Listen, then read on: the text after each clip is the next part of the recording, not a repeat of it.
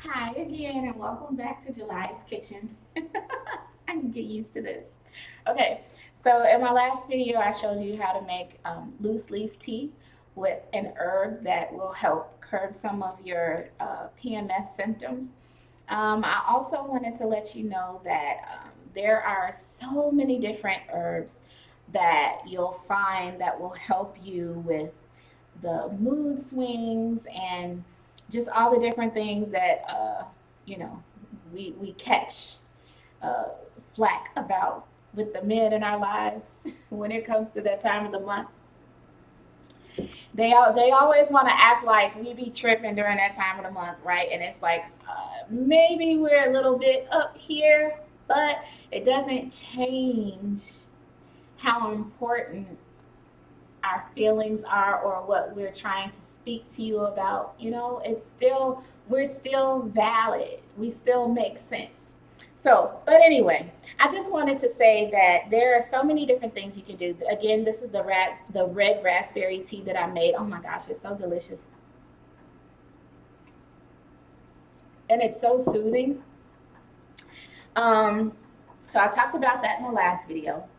There are other things you can do. If you Google um, herbs that help with menstrual symptoms, you're going to find quite a few things that you can order on Amazon or even in your local grocery store in the form of tea bags. Um, so, yeah, you're going to want to uh, find things that are going to help you with your hormones. I talked a little bit about it in my interview that I did with Kareem. You don't want your hormones raging around that time of the month or any time because we get the stress hormone cortisol, which causes us to have even more um, fat around our waistline area. We want to be careful with that because that's the most dangerous fat you can have. That's the most dangerous area in terms of mortality when that core is not cleaned out.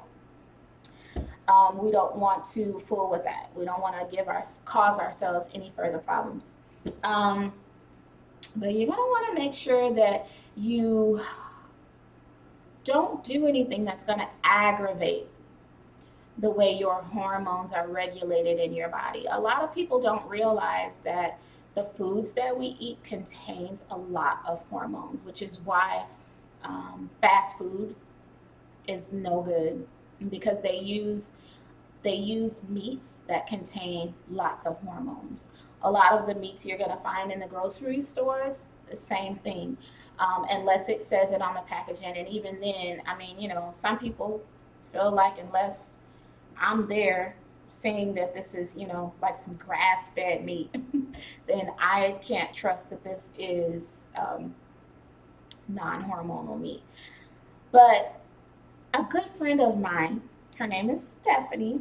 Hopefully, she can help me out here. She told me that there was a doctor whose book she read that even advised if you want to alleviate some of your discomfort during your period, you're going to want to leave meat products and dairy products, I'm sorry, animal products and dairy alone at least 2 weeks before your period.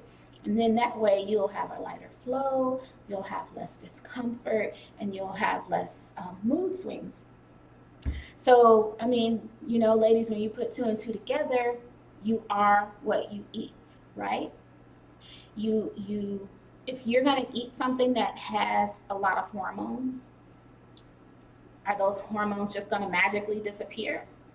They're going to go inside of you. They're going to increase your estrogen levels. But when it's flowing around in your body like that, your brain is not going to signal your thyroid to put more good hormones out into your body where there is a balance of all the proper hormones. So, Stephanie, if you're watching, if you remember the name of that doctor, could you please comment her name below or the name of the book? So, yeah, I just wanted to throw that out there because it's too many of us, ladies. It's too many of us who have these problems. and they can cause us to have it can elevate into other things like fibroids. So if you want to head on over to my website, you can see that I have a couple of products that will help you with your hormones and with fibroids. As a matter of fact, the first one is hormone formula. No, I'm sorry, it's hormone adjustment. And the second one is fibroid fighter. So that's JulyWellness.com. I'll put it in the description. But like I said, you can Google herbs that help with menstrual symptoms, or herbs that help with PMS symptoms, herbs that help with fibroids. And even if you just look on my site, just have a look at the ingredients on my bottles, and you'll see that those are some things that you can either find on Amazon individually. You can purchase teas. You can buy them in your local grocery store or your local health food stores. And these are things that you can continue to do at home. So I'll try to do a couple videos on really good herbs. Again, I just did the raspberry tea. So check that video out. Don't forget to like, subscribe, and comment below. Let me know what you think.